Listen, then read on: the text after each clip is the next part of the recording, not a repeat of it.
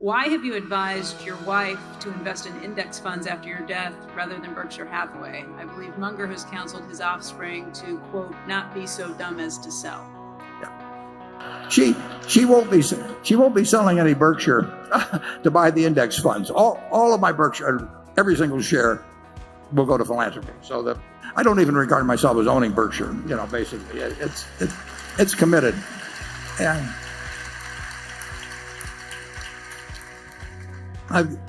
so far about 40% has already been distributed.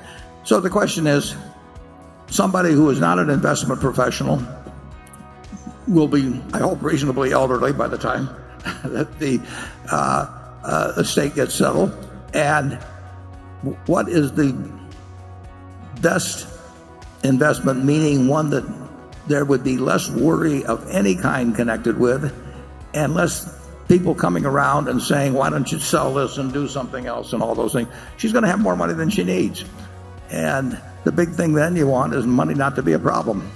And there will be no way that if she holds the S&P, or virtually no way, absent something happened with weapons of mass destruction, but virtually no way that she'll have all the money that she possibly can use.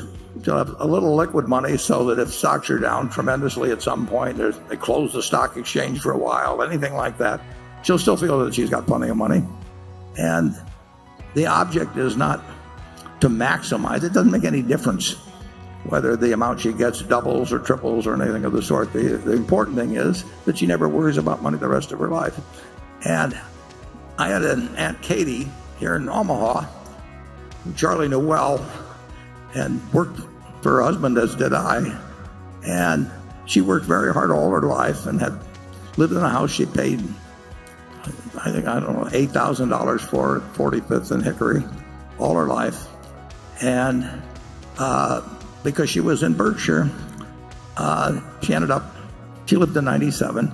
She ended up with, a few $100 million. And she would write me a letter every 4 or 5 months, and she said, "Dear Warren, I hate to bother you, but am I going to run out of money?" And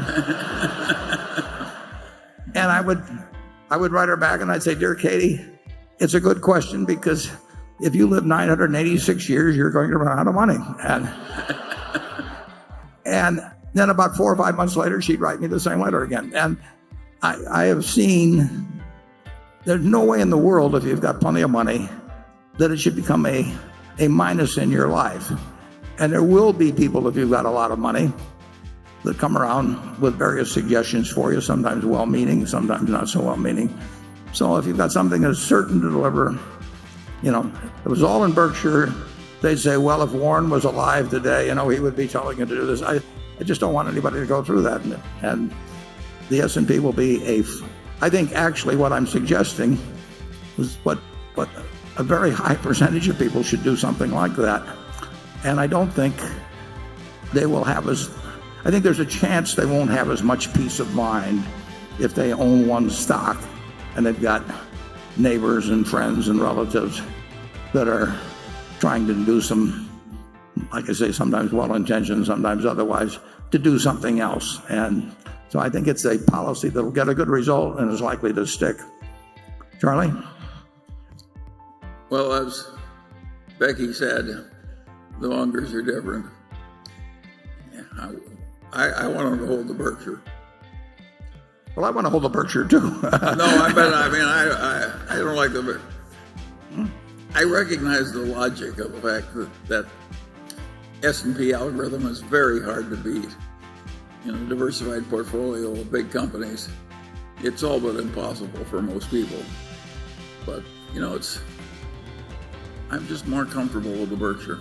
Well, it's the family business. Yeah. But I've seen too many people as they get older, particularly, being susceptible and just having to listen to the arguments of people coming along. Well, if you're going to protect your heirs from the stupidity of others, you may have some good system, but I'm not much interested in that subject. Okay.